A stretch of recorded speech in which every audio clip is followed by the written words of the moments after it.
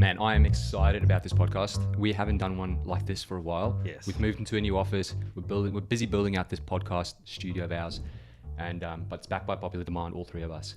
Look, let's get into it. So, when builders approach us, right, you get to talk to them at the start before the rest of the team does their thing, right? And when builders first approach us, generally they are confused. They are frustrated. What are they most confused about? Often it's more sort of surface stuff.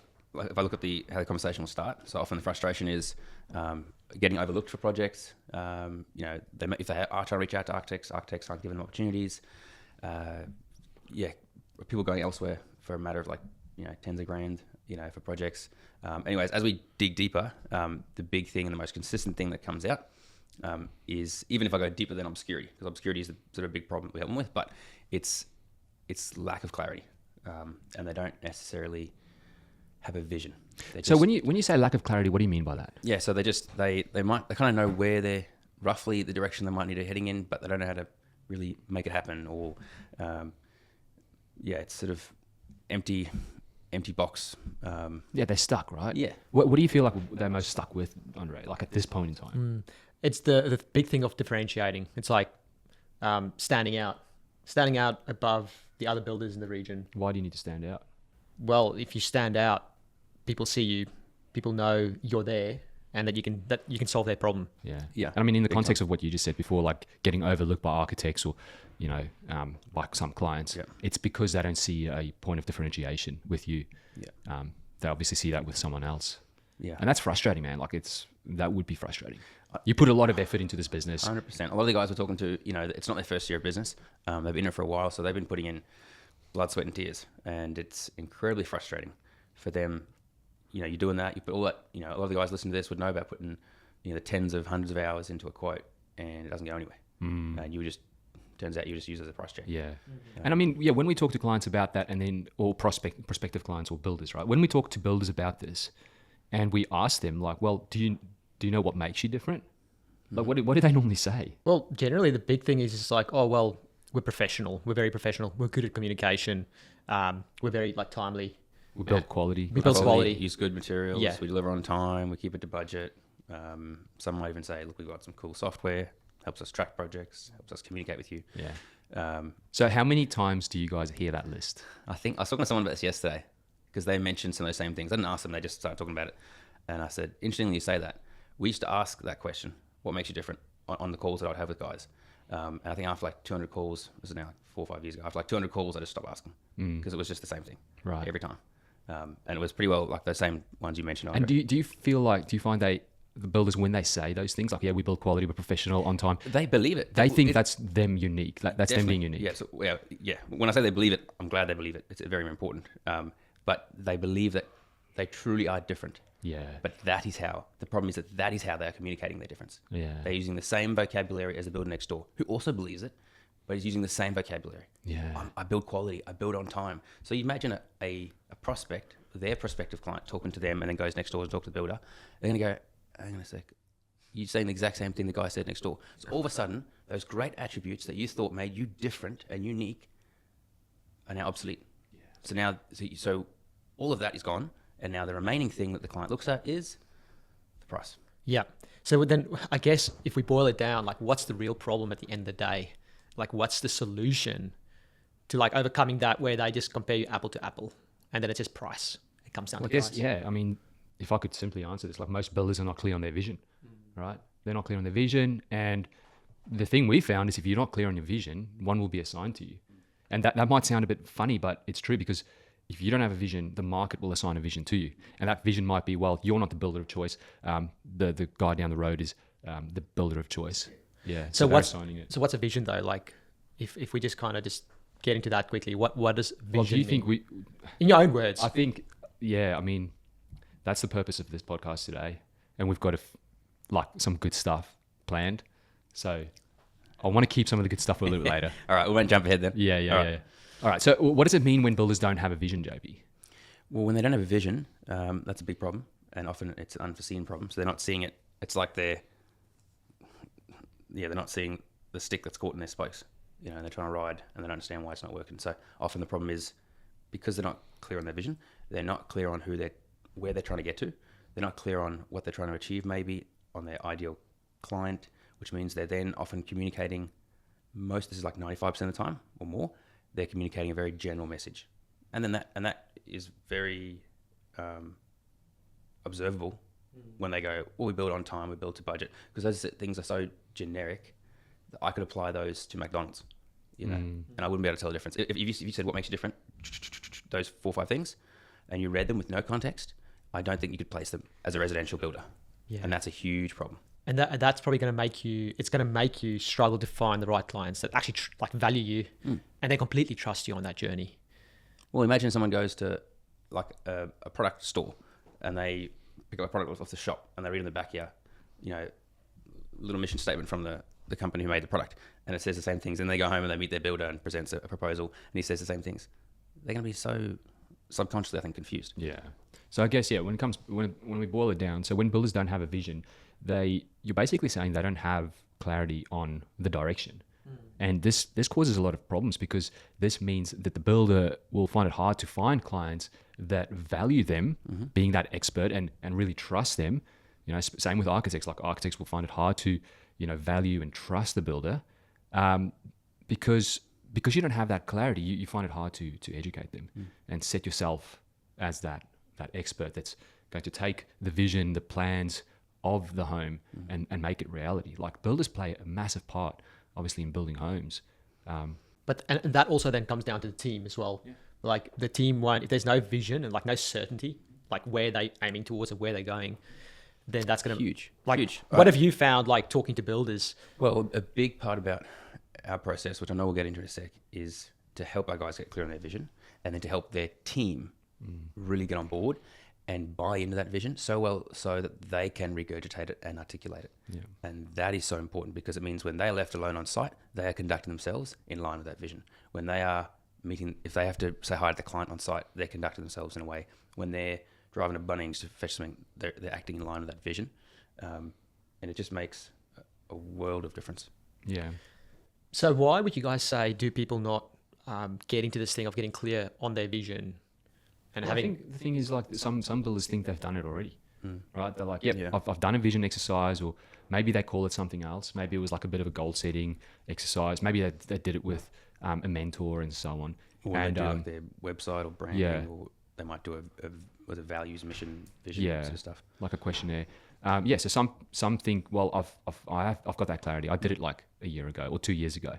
The problem with that is, time changes everything. If you just have a look at the landscape over the last few years, it's been a wild ride, right? Like with COVID and then this, and it's been ups and downs like crazy. Projects were flying around. And then, I reckon other builders just look at it as like a waste of time. They're like, man, I just want to build homes. Like, vision, all this stuff is a waste of time. But I guess the analogy I always use is like, if you love driving, right, it'll make driving so much better if you know where you're going. And if before you drive, you plug into Google Maps, like where you want to go, because that's going to give you clarity and direction. That's your vision. Like, I want to go to this place. Yeah, that's a pretty good analogy, because if you like, someone might say, like, I just want to be building great projects with great clients. That's like, I just want to drive my car, and they get in and start driving. But if they haven't spent the time putting it into their maps, then they'll still be driving, but they're going to end up who knows where. Exactly. Whereas they could, having spent that time, gotten clear, put in their maps, and just go driving. Yeah, but clear on end up where they want to end up. Yeah, clear on what kind of clients I want, what kind of projects. Clear on what does the team look like? What does that machine look like? What does the process look like? What does the client interaction look like from a day-to-day point of view? Are we proactive or are we reactive? Are the clients coming to us, or are we going to the client first with like maybe some of the problems that come up or some of the things that have been created, right? All of this stuff comes from vision. Yeah, and I think a lot of builders, and just in general, people have tried setting a vision and then they failed. And then they go, they've got this vision that they set out, and like, tomorrow I'm going to sit down, I'm going to go through my vision. And then something happens on a building site and they go, oh shit, I've got to go put this fire out. Business has got to keep going, and then I've got problem with staff. And so there's this thing of never, like, all life basically comes up and gets in the way, and then they go stuff vision, like, I've just got to get stuff done. This has happened with us a few times, right? Yeah. Where we're like, okay, cool. Next, like Thursday, we're going to do it.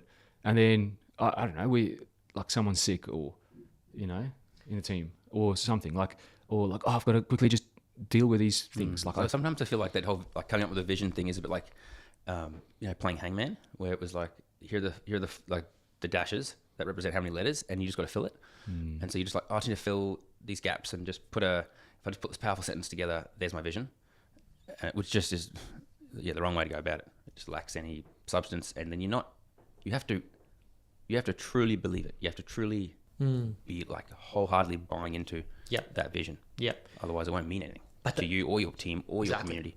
But the hard thing is people go, but how do I, like I've been talking to people in my life lately, because that's been a new thing for us as well. Not a new thing, but it's been a thing that we're going through it again. We've done it like 4 times over our business career. And it's like going through it again, setting big vision for like our clients, with our staff, with the team, everyone that we help. And some go, man, like how do I even sit down, or how do I even know where to start to think about?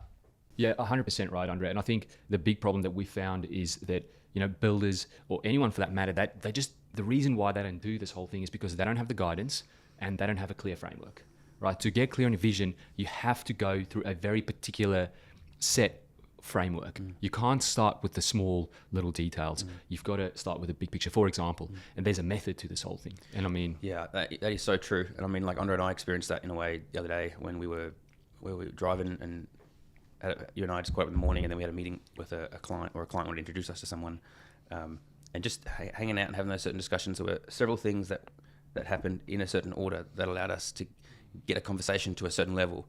And I was like, whoa, that felt cool. That was so refreshing. But it had to be those things in that order. It just happened to be that way, which was amazing. But you can't just sit down and go, all right, let's do this. Let's just get there. Yeah, it's the same as it's like every day, right? For you to get out of the house, go to work, there's a framework, there's a process. You start with this, and then you get in the car, and then you go. You can't just like wake up, get in the car, drive, and then there's a process, right?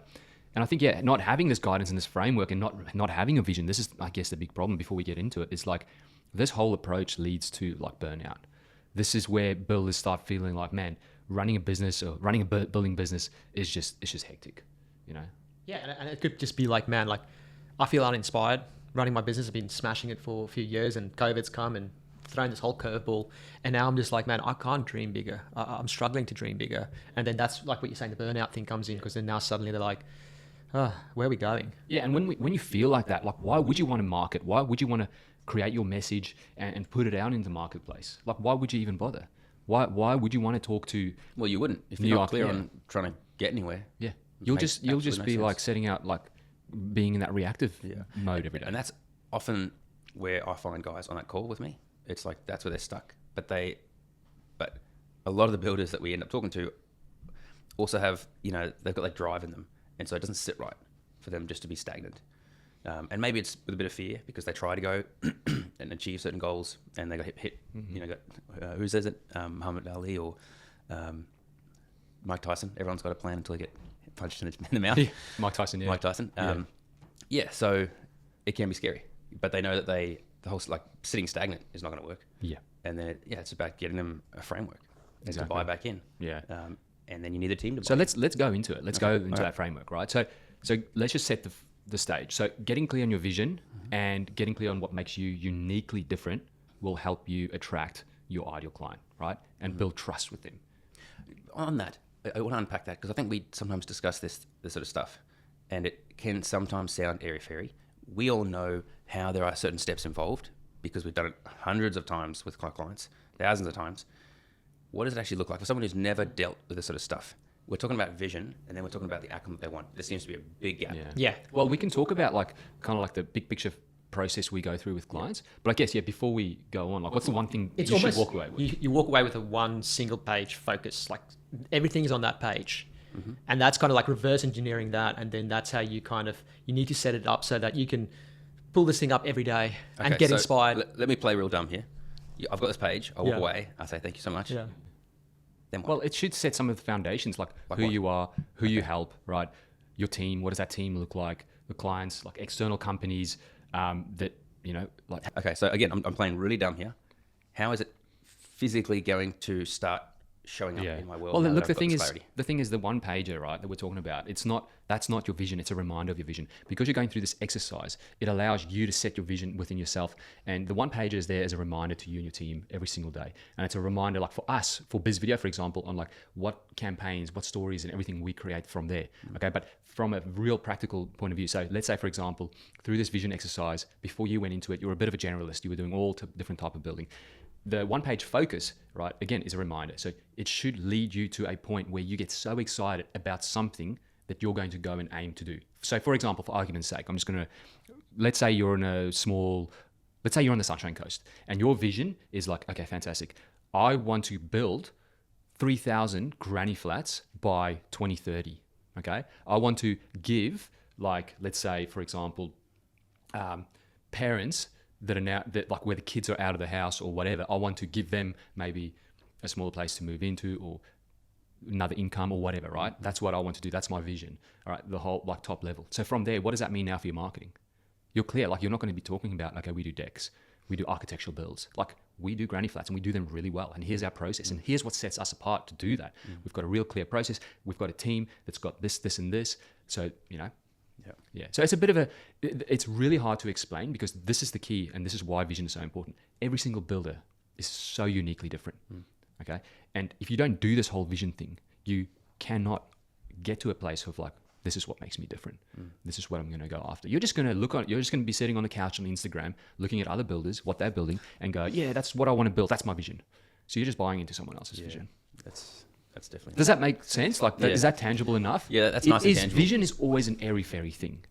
It's always going to be. Well, there's airy fairy, but then you've got to put it practical, like you said there. You've got to have the goals, like you were asking JP. It's got to have the specific goals that you can give this to the team, and the team goes, "Yep, boom, we're going to do this." I think that was a good answer because I was trying to help the guys who listen to this who maybe have not dived into this before, or they've done it and then put it in the top drawer and never looked at it again. What are the ramifications when you are really clear on it, and then you're really excited by it, like you said? What is that flow and effect? You know, like some of the things that the guys, when we have our builders jump on the podcast and we talk about what's the impact you saw potentially just after, you know, story development and vision. What was the impact that you saw? Some of those tangible things, but you outlined. Well, I guess, yeah. So if we bring it back to like what we need to talk about, it's like, so when a client comes on board with us, before we create a video, before we create a story, social media campaigns or anything, we've got to get clear on this vision first. Because again, if you come to us, right, and you just do everything and you're the builder on the couch, on Instagram, looking at other builders, and you're like, that's what I want to build and that's my vision, then the story and the marketing and everything is not going to have the same effect as someone that has gone through vision, okay, and they are clear. So for example, that granny flat one there as an idea. We have a builder at the moment. I don't want to name any names, but we've been working with him for probably like 4 years. And he just set his vision, and it's in terms of like a particular project that he wants, and it has inspired this guy like never before. Like I've never seen this client that excited about something. And some of the tangible things like that is you see him in a group start talking about that. Yeah. Everyone buys in. You know, everyone gets excited, and he's brought that idea to us, and he's kind of said, "Hey, you took me from here and put me this far in front of everyone. You know, 3-4 years ago.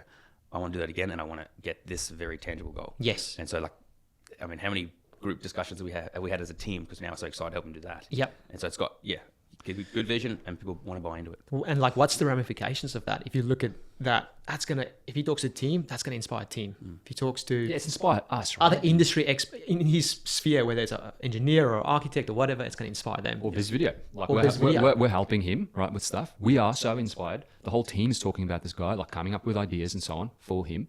As because he's so clear on his vision and he knows what he's going after. So what does vision equal? Vision equals certainty, which equals confidence. Yeah, that's as which tangible equals as you can you get just go for it. And everyone that then comes along go, oh my word, like I want to be a part of this. Yeah. So okay, we've got a few minutes left for this podcast. So how do we help builders clarify their message and their vision? We've got a 3-part exercise, right, that we do with every single client. Can you run us through that? Do you want me to run through it? All right. Yeah, Well, I'll mention what they are. Okay. And then you guys can maybe go a little bit deeper. So number 1 is vision exercise. All right. Number 2 is story dev. And then number 3 is foundational principles. So yeah, Andre, maybe we've been talking a lot about vision, right? So just real quick, like what does it look like? What do we suggest how builders do it and so on? So vision is where you've got to get yourself out of the normal day to day. Take yourself somewhere. We suggest getting out of the getting office. some go like whether it's as simple as a coffee shop, maybe even renting an Airbnb for a couple of days, going away, and that's normally like top level. That's normally like business owners or like the top level directors, or even with your wife. If you and your wife run it together, for example, go away because you need to get inspired. You need to like not think here. You need to think 5 years ahead, and you need to dream. Yeah. It's not the how, it's the what. It's the what. Yeah, cool. All right, so that's vision. So then exercise number 2 is story dev. Which all right? stands for story development. Yeah. So JP, do you want to maybe run into that? Yeah, definitely.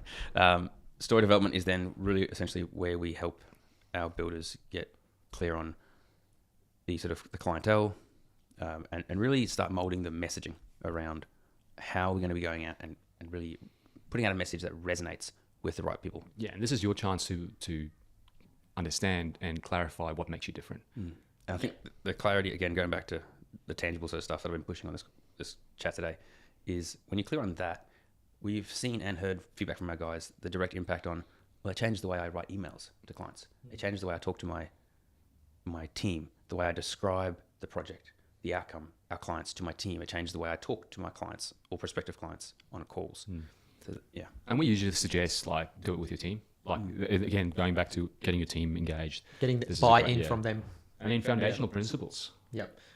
I mean, these are, if you want to run a, take us off with it and Yeah. give us an insight into what that is. Yeah, I mean, this one's unique. Microsoft, Amazon, all these big companies have always done it, right? Some of these foundational principles, and these are almost like the values you live with as a business, right? So setting these core principles that you take out into the marketplace is something that it's always top of mind, right? And again, it's probably going to be tied to what makes you different as a builder. Yeah, right? 100%. Yeah, and really these principles should be in place so that you create more value, right, for the clientele that you work with. It should be in like relating to some of the problems that they have, the big key problems that you solve.